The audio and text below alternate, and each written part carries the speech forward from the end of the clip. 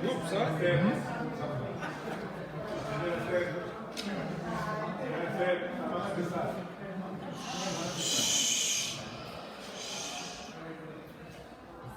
Michael. Let's go with this.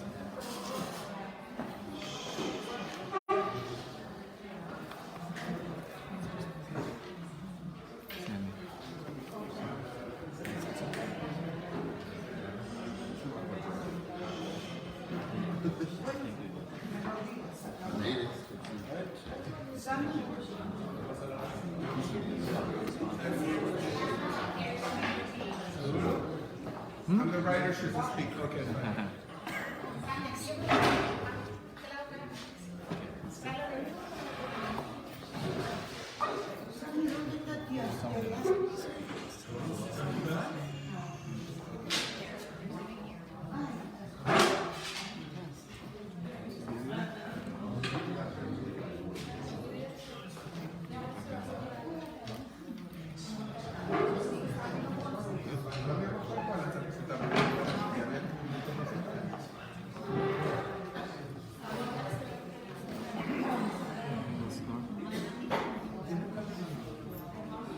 Welcome everybody to the Lighthouse Project special Thursday night edition. And get your attention, please. We want to go over tonight's generous sponsors, and then we're going to have some words from tonight's main sponsor from the Ben Talila family. We have Ronit and Sammy, who are here dedicating this night in honor of the yahrzeit of Sammy's father, Yosef, and Itzhak. All the Torah that we should be learning tonight should give a big schus, raising his neshama to huge heights. Amen.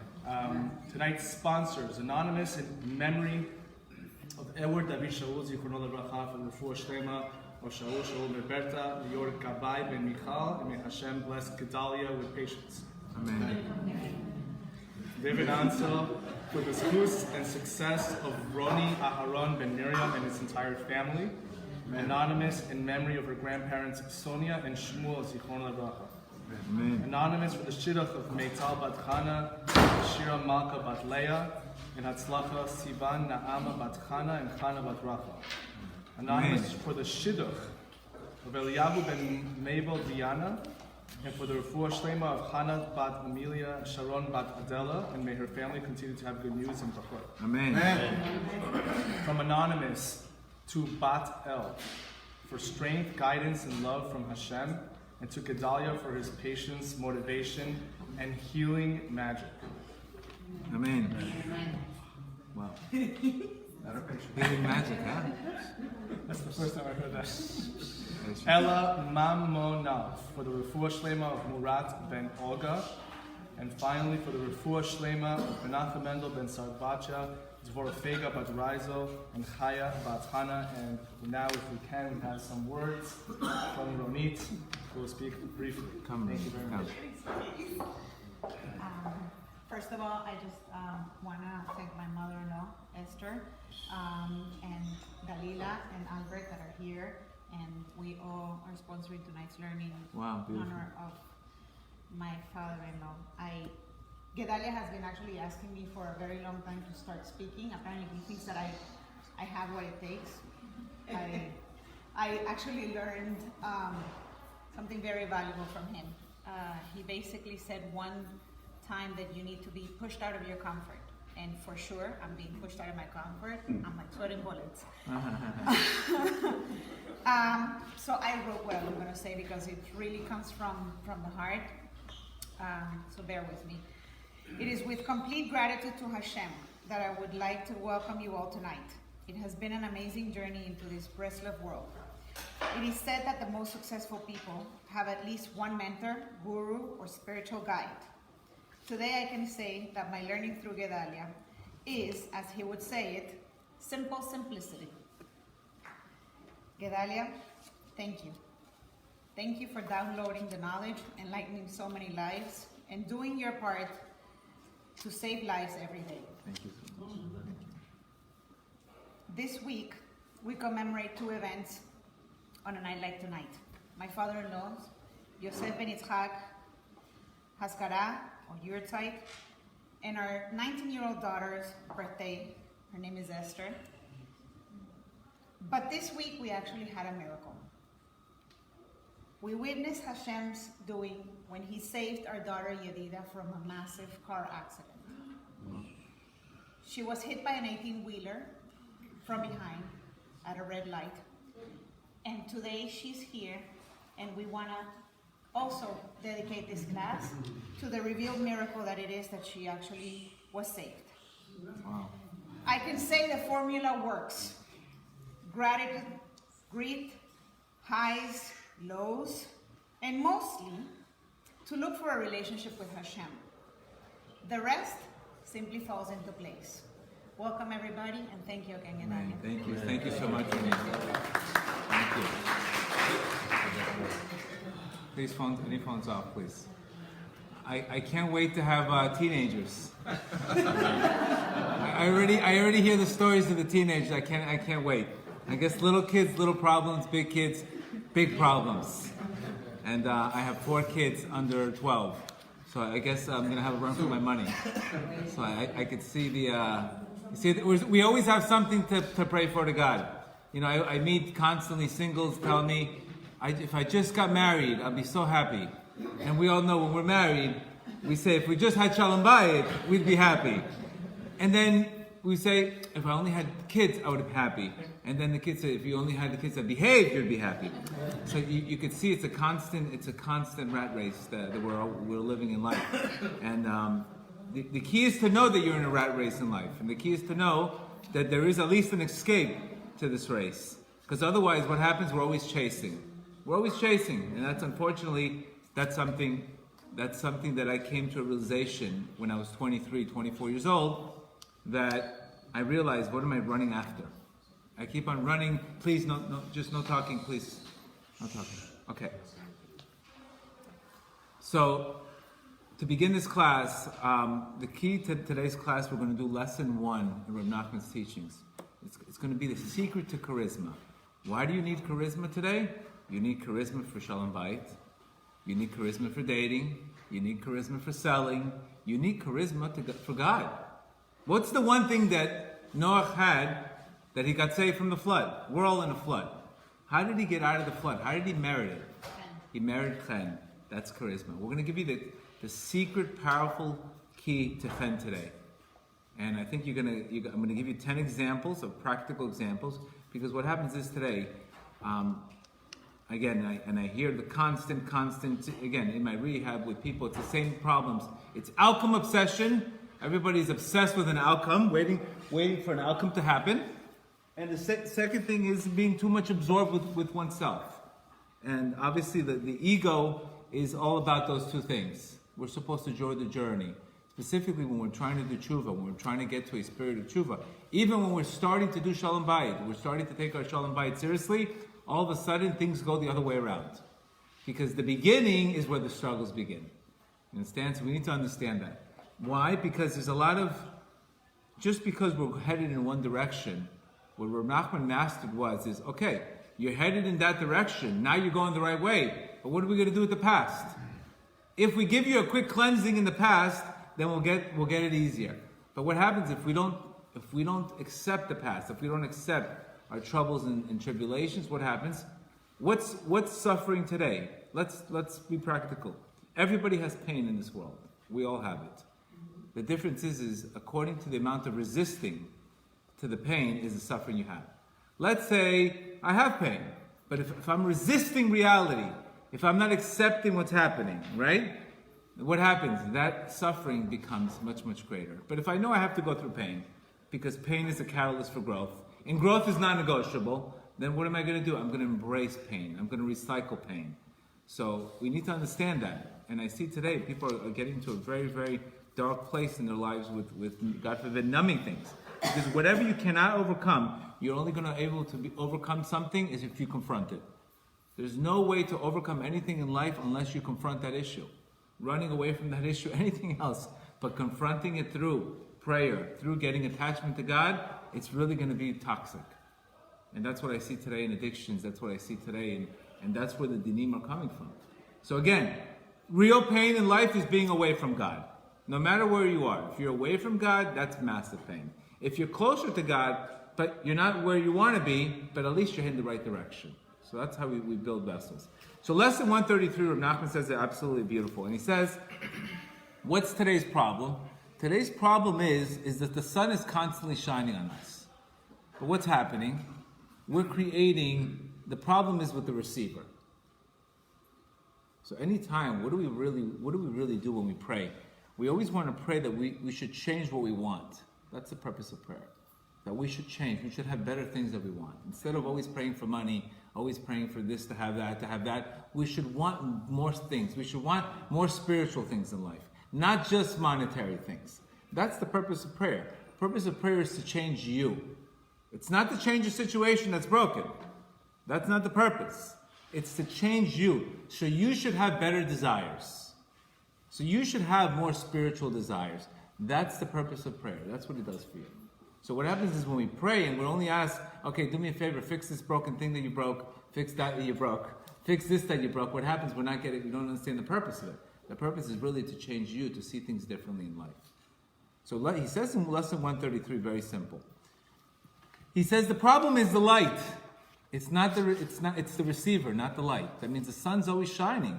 But what happens is we're creating a blockage in our life. And for example, healthy. A person eats. If he eats properly, he's healthy.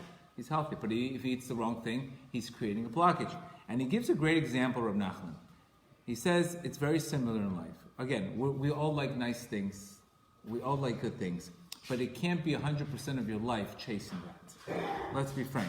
We all like nice things. I'm not going to tell you, listen, go to Sfat and hang out with the Breslovers in Sfat and dance all day long, and that's not realistic. You have bills to pay, you have tuition to pay, you have a million things in life to pay, and that's not realistic. And the test is really when we battle those tests. But he says, what's happening today is, if I stick a little coin in front of your face, what happens? You'll never be able to see a mountain. I could stick a little coin, I could stick a dollar bill in somebody's face, and he could see a beautiful mountain. But what happens? His mind is limited to that $1 bill. That's exactly what the evil inclination wants to do. He wants to stick this thing in your face so you're not able to grasp the much, much bigger picture in life. So what happens? We're always running, and we wake up with the same anxiety, the same habits. Oh my God, how am I going to pay the bills? Oh my God, how am I going to do this? Oh my God, how am I going to do that? So we're waking up with the same repetitive patterns. What happens? Your life comes down to your rituals. Your life comes down to what you do every single day. So what we're trying to do here is we know people are going to go through a struggle in the middle of the day. We know they are. You can't prevent that. You're going to have a million challenges in the middle of the day. But at least get your mornings. Start the mornings differently. At least start the day with oxygen. So you can go through the day and you're not knocked out at 10 o'clock. That's the purpose of these classes. The purpose is that people listen to them right in the morning. They change their mindset. They create different habits. They have different rituals, because the only way you're going to really change is by breaking thinking patterns. Because remember, you have the same 80,000 negative thoughts as yesterday. It's the same pattern. But the toughest thing is to change. And the only way to create a new pattern is to create a new ritual. That new ritual, hopefully, will eventually take over the old patterns. So again, people that are trying to change old patterns, it's very hard. But when they create new ones, that eventually they take over that one. Let's say a person's addicted to something. He could take that, he's not going to stop doing that, but at least he can start being addicted to exercise. And he can get his high from something proper instead of getting it from another thing. So we have to channel our addictions, basically. You're never going to go away, but you can channel them. So we can decide what we put our light on. So Rav Nachman says in lesson 133 that it's exactly that. There's a greater light out there. But what happens is this constant coin right in front of our face telling you, this is the key to my happiness, this is the key to everything. And he's telling us, unfortunately, this is what's stopping our spirituality, that's what's stopping our growth. And I see this a lot in dating. I try to set people up sometimes. I know I had an app for dating, and I wasn't ready for it because you need about 25 people to run that app, because people are they're pre-qualifying people in a blink of an eye. It's worse than a bank mortgage. It's worse than the financial crisis.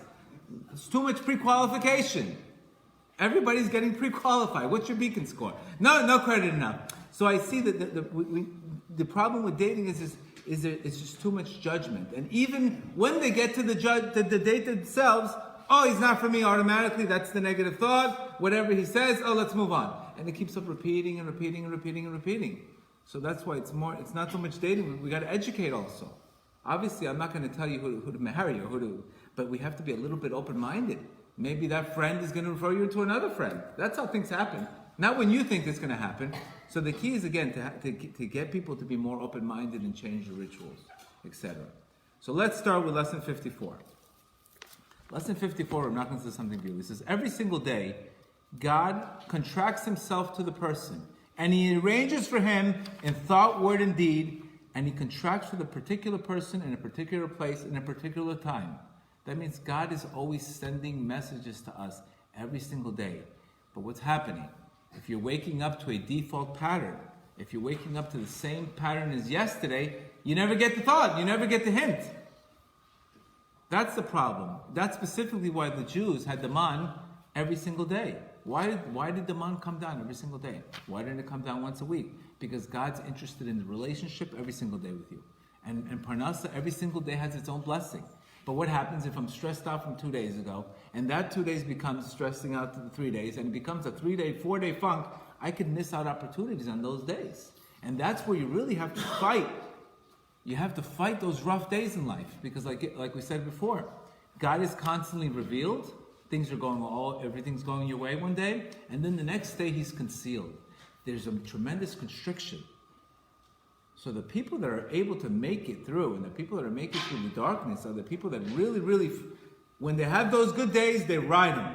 But when they have those rough days, they're good at changing their states, and they stay put. They don't do anything drastic. So some days you just need to stay put and be patient. And that happens probably 50% of the days. But what we don't want to do is we don't want the bad days to turn into good, to ruin the good days. That's what we get into these classes. That every single day, look at it as a completely different bracha. The Arizal says it's a completely different bracha. It's a completely different energy in the air. It's a completely different opportunity. Same thing as dating and everything. And that's one of the things I wake up every day. God, today is a brand new day. Let me see the good in the day. Let me see the good in the day. And the day changes, and then you wake up with new energy. That's how you get energy. When you look at life every day brand new. Because whatever you do in the beginning of the relationship, you should do at the end of the relationship. Because what happens is, when people get lazy, they start getting into repetitive rituals, and then what happens is they get into slumps. And this is what Rav Nachman's telling us here. He's saying, no two people, no two identical situations are alike that bring a person closer. I had a day, let's say 5 months ago, I got a text from somebody. Thank God I was in a good mood. That text ended up being the text that I opened up my detox. How about if I was in a crappy mood that day? I would say, leave me alone. I don't want to bother with this today. And I would have lost the opportunity. And I see that opportunities are going to come to you when you're not in the greatest mood. And that's when you need to fight your mindset. Because those usually opportunities come in constrictions. They're not coming when the sun's out. They're coming in a constriction. They're coming in a problem. When's the best time to buy real estate? When there's a crash in the market. When's the best time to buy in the stock market? When the stock market's crashing. It's not when things are running high. Everybody can buy in high. But when can you handle and battle over your emotions in the tough times? So number one thing we need to understand is that these hints are coming to you all day long. And the person has to be able to open and to understand that every day is a new day. And just as God commanded every single day, and he also commanded us that every single day is a test. We have to also recognize, if you don't understand something, you need to understand it's a test. Because what's the purpose? How do you win? By passing a test. How do I win? By fighting those rough days. So the rough days in our lives are the days that we make vessels. Those are the days that we make vessels for the new light to come. So we can't run away from those rough days. Because those rough days are the days we build character. Those are the days that we build strength for the high. And if we don't understand, if we become repetitive creatures and we become repetitive, we don't wake up with new energy to say, you know what? Today I'm single, I can be my shidduch today. Yesterday doesn't mean today. Today's a brand new energy. I'm a new person. And that will give you a new invigoration in prayer, because people are burnt out in prayer, because what do they say? I prayed already for it, nothing works, I tried that. How many times did you try it? I don't know, 5 times for 5 minutes, nothing happened. The attitude is the problem. We have a problem with attitude today. You know, if I give tzedakah, just to show you how much attitude takes a role in our religion. If I give tzedakah to somebody, I get 6 blessings right away.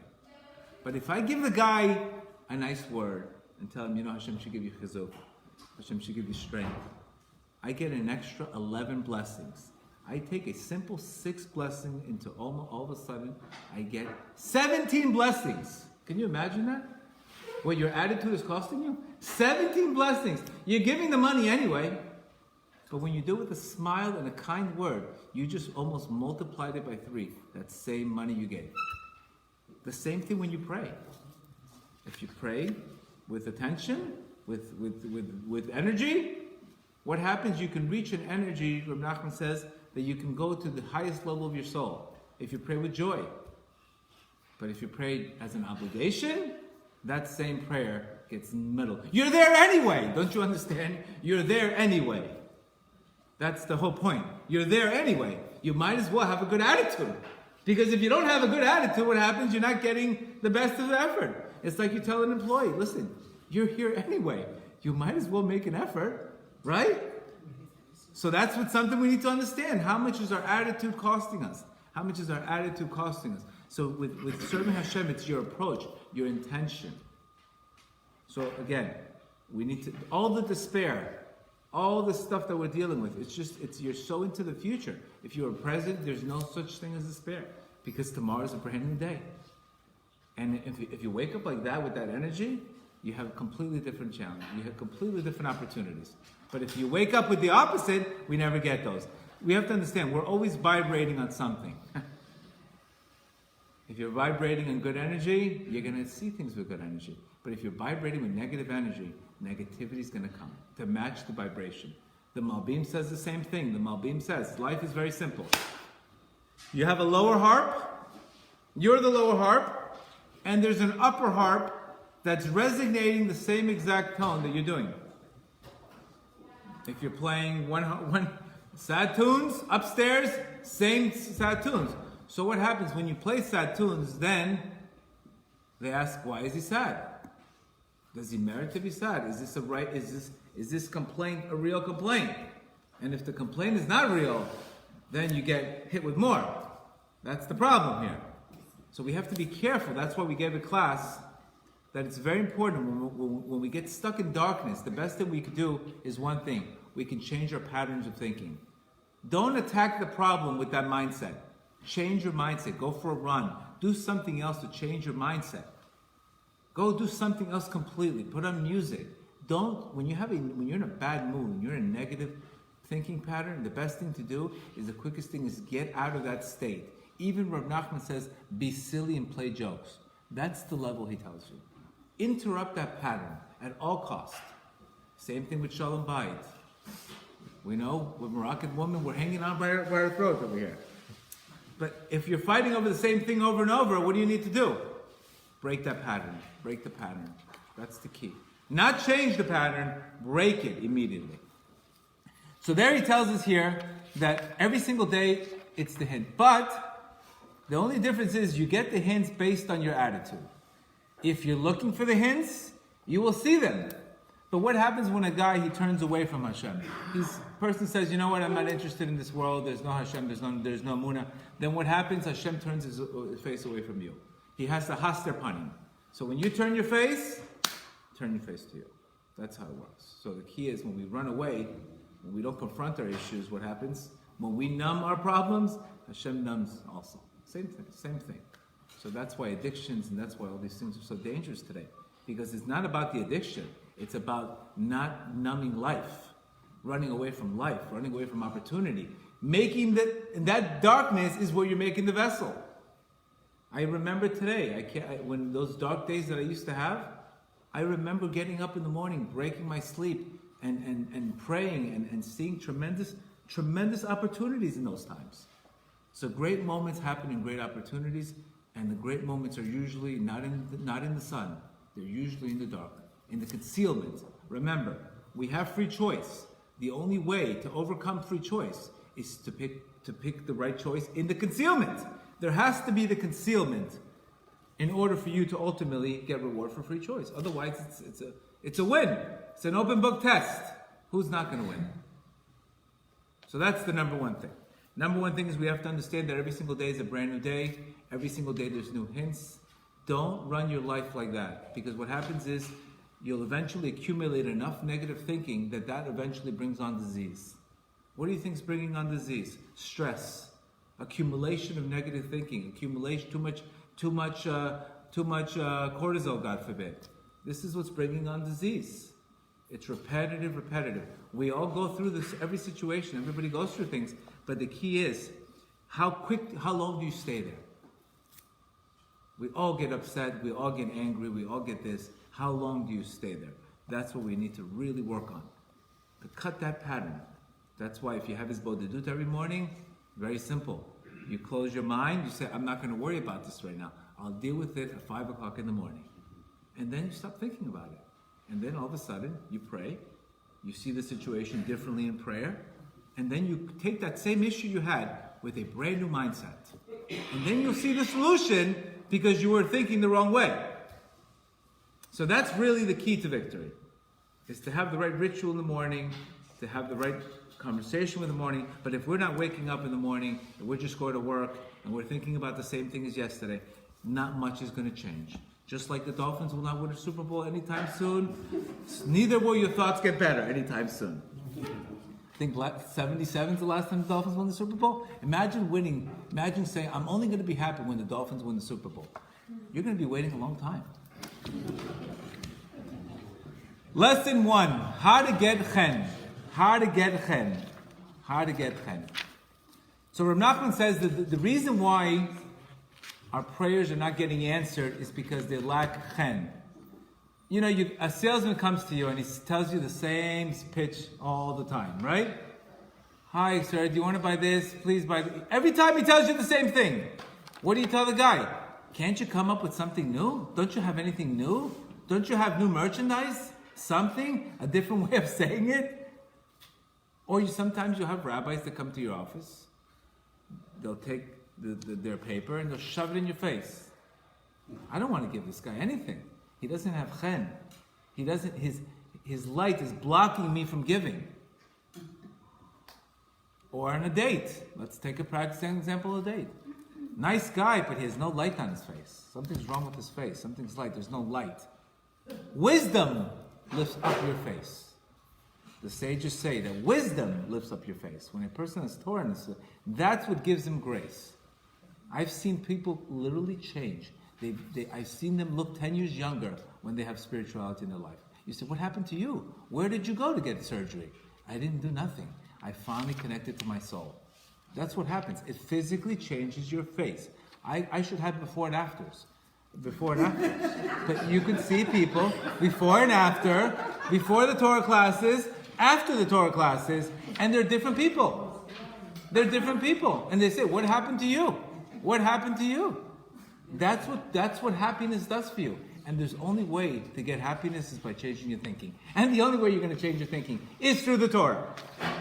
So Rav Nachman says here, know by the means of the Torah all the prayers and requests that we request are prayer. Let's think of it like this.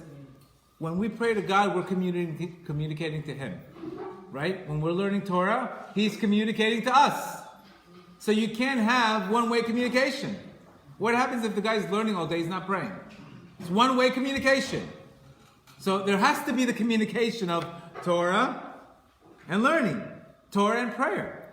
Because if we don't have that, that's why the Gemara says that when a person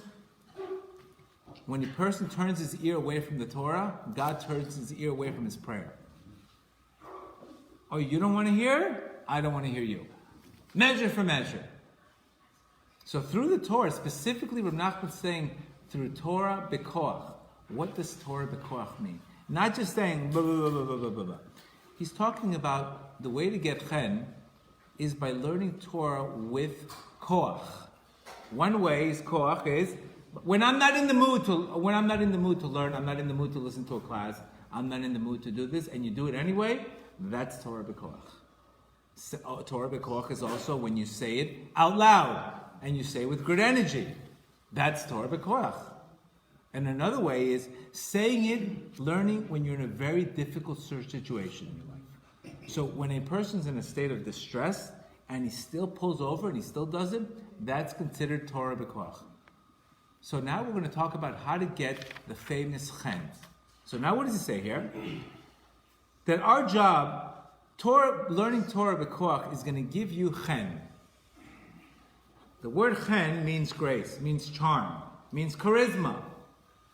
I learn at night, all of a sudden I'll go to a meeting, next thing you know, I put a presentation together, no problem, I'll take it. What happened? Where did that come from? It came from the night. Didn't came because I'm a good salesman. It came from the night. The work at night created the chen in the day. I had a friend of mine. He said, you know what? You had a very hard time dating. I told him, you know what? Try to wake up 30 to 40 minutes, learn Torah before you pray. All of a sudden, what happened? All these girls are calling him all of a sudden to go out with him. All of a sudden, they're attracted to him. They see him. Wow, you look so different. He says, I don't know what happened. It's called Torah. You have chen. You learn Torah with chen. The same thing with a girl. If she learns classes, she works on her emunah, her face changes. It's called an emunah facelift. You have a different face. I've seen it. I say, what happened to you? I see people changing all the time. It's two different people. But at the end of the day, try this before Botox. This is a better opportunity. And it's cheaper. So how do we get, now that Rav Nachman's telling you that the key to chen is learning Torah b'koach, he's going to break the word chen down. You need to understand this. The first word of chen is the word chet. Chet means chiyut, life force. He's saying, the way we get close to, when a person learns Torah, he's able to look at the life force in every single object. I'm going to give you 10 examples of this. Right? It says a Jew has to focus on the inner intelligence of everything and bind himself to it. Let's give the example, for example, of Esav and Yaakov and Esav. What was Esav's mentality? Give me some of that red stuff. Give me the money, give me the thing, forget the birthright, give me some of the red stuff. What do you think we're asking when we say goodbye to spirituality? What do we do? Give me some of the red stuff. I'm not interested in the firstborn. So either you're connected to Esav or connected to Yaakov. So Yaakov represents the truth, Yaakov represents the Torah. So what are some examples? Can you just please, if you don't mind, the echo? Shh, please. What are some examples, for example, of chiyut? What are some examples of a person having chiyut? Finding the inner intelligence. My job is to be mindful. Finding the inner intelligence. What happens is when I'm waking up and just running to work and running to things, I start missing out on life. I have that coin in front of me and I start running and running and running. And I miss out on the chiyut. I'm not connected. Why am I not connected? Because I don't have the chiyut. Chiyut means the life force. So our job is to take the chiyut and take very mundane things in life and turn it into spirituality. Let me give you, for example. When you exercise, how do you find Torah in exercising? Exercising, if anybody lifts weight, what are you doing? You're going up and down, positive and negative. You're running or you're returning. This is life. You can have a meditation when you work out of exactly what's happening to you in your life. You're running in life, you're running and you're returning. You're lifting the weight. What do you do when you lift the weight? You're happy. But guess what? It can't be there forever. I can't have good days forever. I drop the weight. What happens when I drop the weight? I gotta go back up. And I gotta go back down. You just took a simple exercise, like working out, and you could be in a zone with this mindset. All of a sudden, you turned it into a Kabbalistic workout because you're focusing on a much deeper. I'm going to give you 10 practical examples. This is just a simple workout where you could see things differently. It's not like you're just working out. You're actually you're uplifting the material into spirituality. So you're not so caught up in your head all the time and thinking, oh my God, when is he going to call me? Or when is this deal going to happen? Because if we think like that all the time, we're going to come home exhausted. So we want to focus on the chiyut. We want to focus on the light of every single object. And then once you have that light in your face, you can start giving light away instead of sucking people's light away. Either you're giving light away or you're sucking it out from people. One or the other two. We know people. Energy suckers, or they give you. I can't give what I don't have. If I don't have energy, how can I give it to you? So where do I get that energy? Where do I get that chiyut? I get it from the Torah. Second example.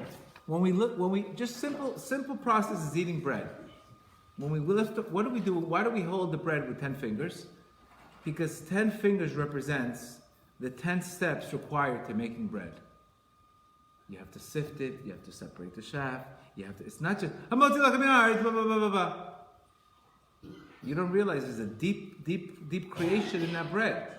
So when you eat bread like that, all of a sudden you're not rushing to eat it, you're not craving this, you take a minute, you say the bracha, and that same thing you just did, you start feeling unbelievable energy.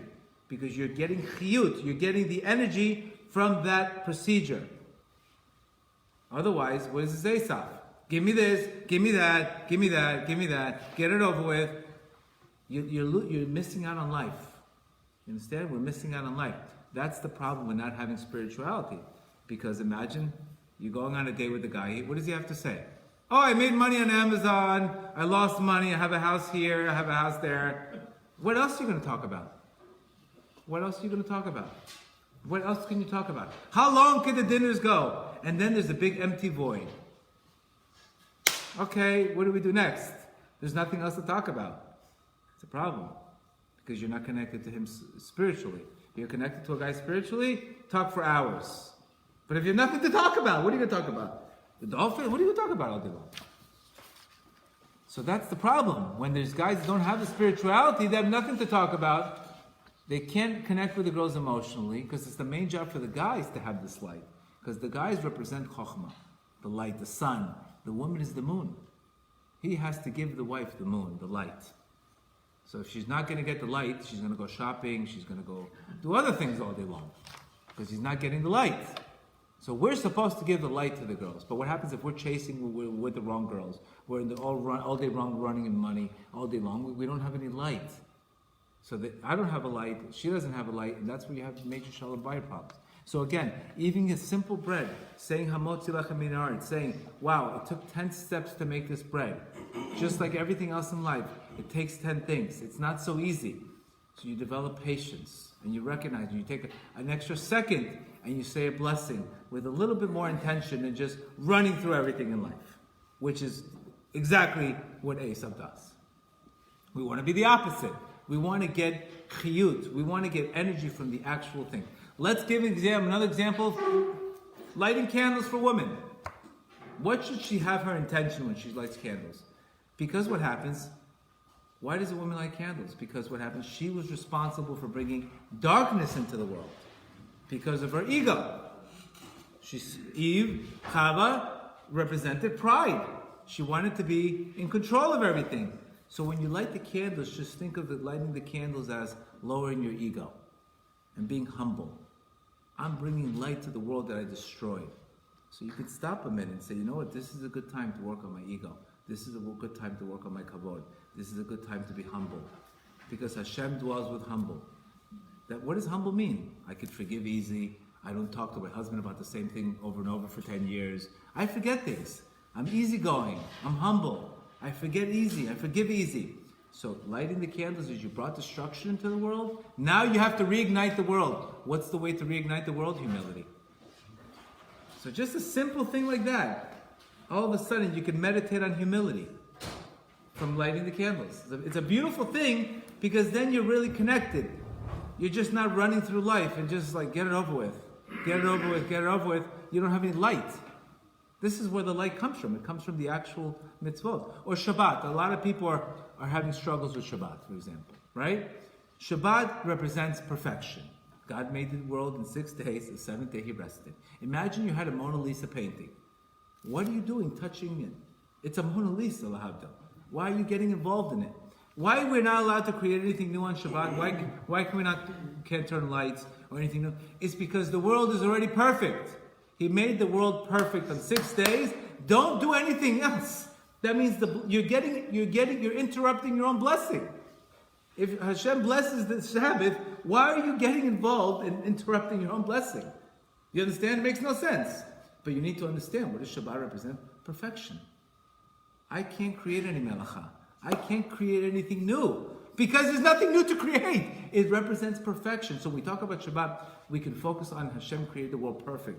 All I have to do to get a blessing is get out of the way. Get out of the way and receive. Just catch the ball. But when we start, what do we start doing? We start doing our own malacha on Shabbat. Then what happens? You're screwing your own blessing. You're affecting your own blessing, your own pipeline. So that's why Shabbat is a day for serenity. You know, there's people that overwork. You know, you can actually, believe it or not, you can actually gain weight by overtraining. Did you know that? You can overwork out, and you can actually, not only does it not help you build muscle, but you know what it does? It creates fatigue, and it creates extra cortisol. So you might even gain weight from extra training. There's a time to train and let go. So Shabbat is a day of perfection where I want to be in a state of bliss. I don't need any melaka. I don't need to turn this on. I don't need this phone. I don't need anything because I'm ruining my own blessing. It's blessing. That's it. Don't get involved. The painting is beautiful. Run away from it. Look at the painting and say, what a beautiful painting. That's what. So we don't want to, oh, but I'm bored. I'm this, I'm that. You got to be more focused on the day. That's without this mindset, you're never going to be able to keep Shabbat. You're never going to be able to do nothing because we're always thinking about the next thing. And what happens when you get to the next thing? Then there's another thing to think about. Don't you get it? It's always a rat race. The ego loves to get you in the next moment because this moment is not. For example, let's say I'm talking to you and you're paying attention. Let's say you're not paying attention. What are you saying? The next moment is better than this moment. And then when you get to the next moment, you're going to say, the next moment is better than this moment. You get what I mean? So staying in the moment is finding the inner intelligence because I'm being mindful of that specific thing. Let's take another example. A baby crying. Rav Natha says, what does a baby cry? When a baby cries, he's going through a lot of changes in his mind. He's growing. The baby's growing. He grows. He starts getting new teeth. He's growing through a birthing cycle. He's going through a growth cycle. So just like a baby has to cry, what does Rav Natha say? He's crying out for his new mindset, his new makifim, because we always have to cry. Pray. One of the prayers that everybody should make every single day is, please let me understand the thing that's above me. Because there's always perception that's above you that you don't have. That's why God gives us a problem. Right? It's because our perception is on the 3rd grade and the problem is on the 4th grade. So what do you need to pray for? Please give me perception on the 4th grade. So just like a baby's crying, when you hear a baby crying, don't get annoyed. Remind that you also have to cry just like the baby when you need to pray. Just like the baby's crying, you have to cry the same way if you're stuck. And ask Hashem to open up your mind. Just like the baby doesn't know what to do, we have to cry out like that. So that's a kavanah for a baby, for example. Tefillin, let's watch, for example, a guy puts on tefillin. What does tefillin represent? That my mind and my heart have to be in the same place. What happens if I'm in a relationship and my head's in another woman and I'm trying to talk to my wife? I'm not there. I'm disconnected. What happens if you're at work and you're already looking for a new job? You're not there. So the tefillin represents that the mind and the heart have to be aligned in life. If my heart and my mind are not aligned in prayer, I'm not getting any vessels because I'm not connected to prayer. So it represents connection. That means I have to be connected. If somebody's talking to you, be available, be present. That means you're aligned. That's finding the chiyut. So now you think of the tefillah, you think of, when somebody's listening, when somebody's talking to me, I need to listen. because I need to listen. I need to give them empathy. That means I'm there.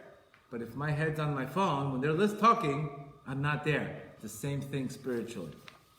So then we can start becoming hearing. Hearing comes from hoda'ah, empathy, to listen, comes from that. But this is where I'm giving you guys simple examples on how this is chiyut. This is where you're going to get if you go to a Buddhist, let's say in India, whatever, what are they doing all day long? They're staring at a flower for 2 hours. You know that? They stare at a flower.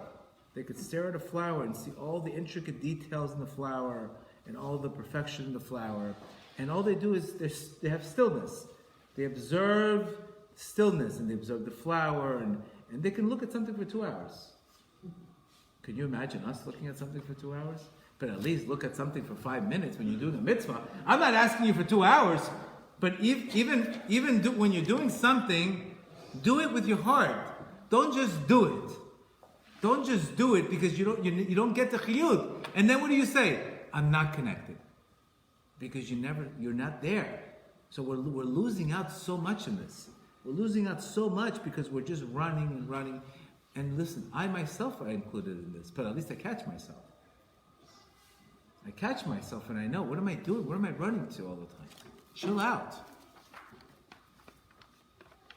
Let's talk about business. What's a kavanah for business? Rav Nachman says in order to make a profit, you have to scream 140 times. To give birth, which my wife I think she already screamed 95 times already. She's supposed to do 70, but she's already 95. She should have had the baby a long time ago. To give birth, a woman has to go through 70 cries, 70 contractions. What's a contraction? False alerts. I feel bloated. These are problems in the pregnancy. Contractions, whatever you want to call it. Water broke, this broke, that broke. These represent the 70 contractions. Why do I have to go through 70 contractions? Because the baby's coming out. The light from the baby cannot just come out in 1 minute. You have to go through a toil. You have to earn it. So the 70 contractions of a woman represent the same numerical value as 70. Represents 70 contractions. Now, I have to scream 70 times for a baby to come out. Contractions. I can choose to scream in prayer, or I can have the pain. The more I pray, that's the scream, instead of the scream in here. That's up to us. Where do you want to channel the scream? Do you want to channel the scream in prayer, or do you want to channel the scream in pain? Money, which is mammon, is the same numerical value as 140. The Gemara says it's twice as hard to make money than it is for childbirth. It represents 140 cries. So we have to know whatever business we're in, we're going to get those cries. What happens if you don't like the cries enough? You start aborting the business. You quit. But you have to go through the cries. Because in order to make profit, you have to go through 140 cries. So now, you have a problem at work. What did you say? Thank God, I had 5 cries today. I'm almost closer to the goal. I have to cry anyway. Or, that same morning, I'm going to cry in prayer. I'll save the cries at work. But am I going to just walk in and not have any struggle, not have any contractions? Impossible. So if you're not willing to have the grit, you're not willing to have the manpower, you're not having to drive, you're going to quit. But I know, positive thinking doesn't mean everything's going to be positive.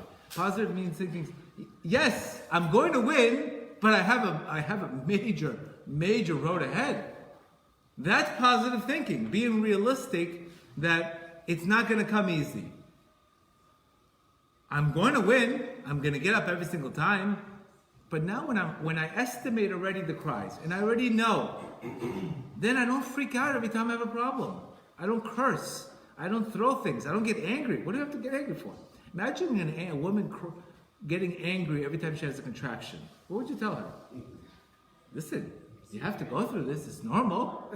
Everybody has it. What are you getting crazy for? You have to. Yeah, it's pregnancy. This is the curse we got. Same thing in business. 140 cries is mammon. Take the cries and say, thank you for the cry. I'm that much closer to that.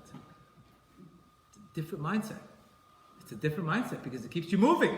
The other one keeps you angry, and we know when we're angry, we're just recovering. Recovering from stress. 4 hours to recover from anger. Remember, 4 hours to recover from anger. So how much money can you really make if you're recovering all the time? Not much. Okay? So that's business. Let's take a look at what's the problem in this country with food. We have a big problem with food in this country. Cravings, this and that. What's the major cause of most of the sicknesses? We know it's gut leak. What is gut leak really? Is when basically you have toxins in your stomach and you have a gut leak that from the food that has so much toxicity that your stomach doesn't know how to process it. Right? When we have all these GMOs and all that, your stomach doesn't know what to process. Is this for example, they make a tomato with an eel in it. From the coloring, is this a tomato? Is this an eel? So all the problems today is digestive problems because the food is not processing properly. Because it's what? It's not man-made. It's not made from Hashem. It's made from man. So man takes a 1 pound chicken and he makes it into 5 pounds. You have the steroids. So what happens? I ingest the 5 pounds. I start getting bloated. How did I lose all the weight I had? Is I said, you know what? I'm going back to nature. That means, because before, the animals used to eat what? Plants. Now they eat seeds. Right? Things used to be made in farms. Right? Now where are they made? In factories. So the best way, because every time you eat something that's disorder, it causes your stomach to be disorder. So how do you fix it? You start saying, I'm going to eat things that have 5 ingredients. Natural. So what happens if I eat something natural? In my stomach, it's going to be natural. So now your mindset is order. I want order in my body. That's how you lose weight. Because the disorder is coming from your stomach doesn't know how to recognize 25, 35 ingredients. Cholesterol, all these names. Who the heck knows these names anymore? But if there's the less ingredients, that means the longer the shelf life, the shorter your life. We need natural. The more natural, it comes out natural, that's health. So then we can get the chiyut of the fruit. I'm not getting the energy of the fruit, of the food. Because that food is not natural. So when I eat something, I can take a minute and I can say, is this natural? Is that natural? Of course we can cheat sometimes. But the majority should be plant-based. Because I'm connected to the light of Hashem. That Hashem created it in this order. I'm not going to make my own order out of the food. That's why I won't eat certain foods.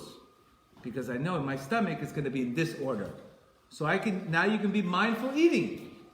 It's a lot easier to do it with that than to do it with just trying to go on a diet. You see, we're getting to the light of every single object. Another example.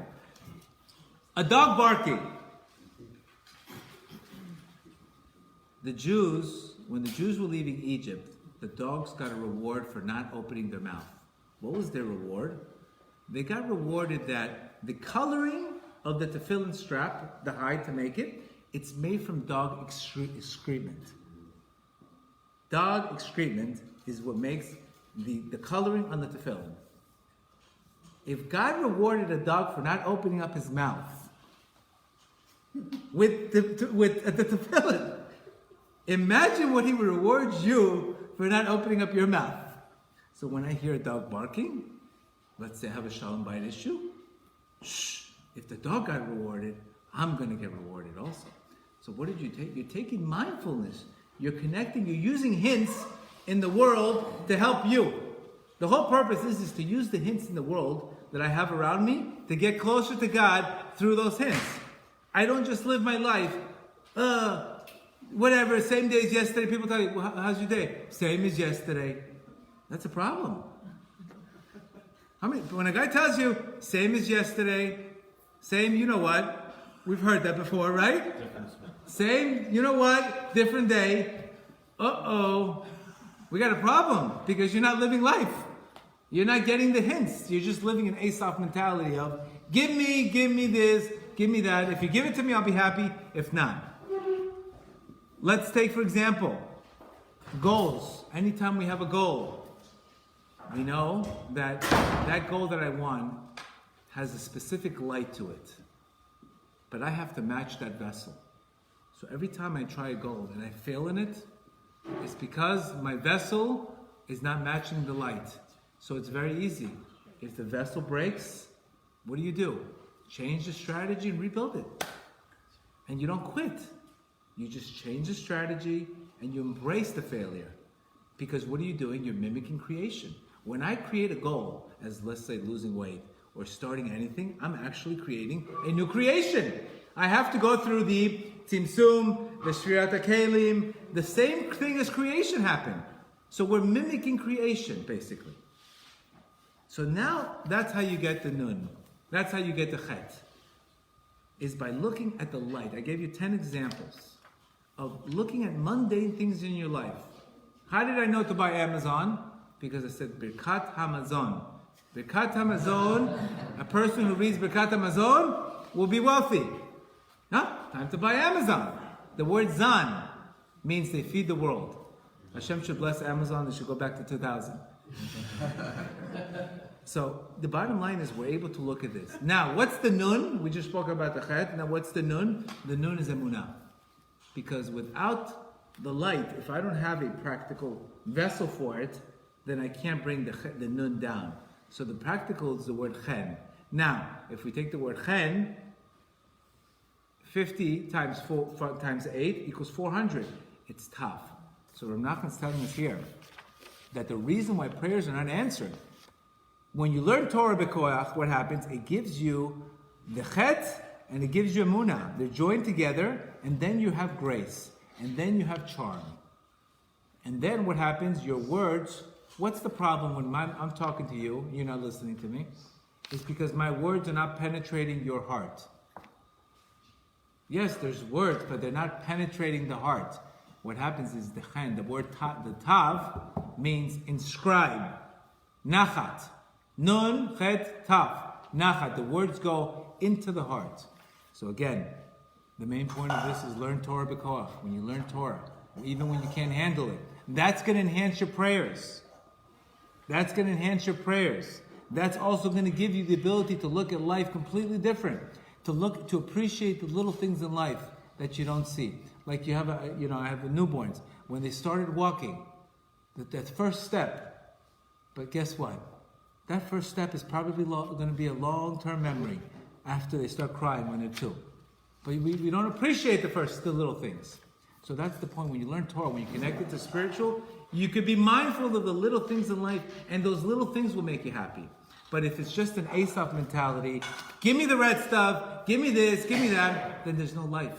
There's no life, and we never connect to that energy. So may Hashem help us to learn Torah Korach B'Korach. We merit Chen, and we merit this grace. Amen.